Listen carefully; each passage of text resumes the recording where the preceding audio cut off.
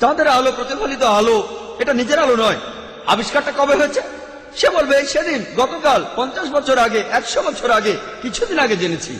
তখন তাকে বলবেন কোরআন বলেছে যে চাঁদের আলোটা আসলে প্রতিফলিত আলো 1400 বছর আগে। কে এই কথাটা বলতে পারে? হয়তো এটাও হঠাৎ করে মিলে গেছে। কোনো তর্ক করবেন না, আপনি বলে যান। আমরা জানতাম সূর্য স্থির। প্রশ্ন করেন সূর্য স্থির, সে বলবে না, সূর্য গতিশীল, চারপাশে ঘুরছে। আমরা এটা কবে জানলাম? এই সেদিন, 50 বছর আগে, 100 বছর আগে। কোরআন এই কথা বলেছে 1400 বছর আগে। সে ইতস্তত বোধ করবে। তারপরেও বলতে পারে কোন বুদ্ধিমান লোক এটা লিখেছে। এরপর তর্ক করবেন না, বলে যান। বিশ্বজগতের প্রাথমিক অবস্থা কেমন ছিল? সৌরজগতের সব উপাদান? সে আপনাকে বলবে সব ছিল ধোঁয়া। এটা কিভাবে জানলাম? আমাদের কাছে প্রমাণ আছে, আমাদের কাছে এভিডেন্স আছে।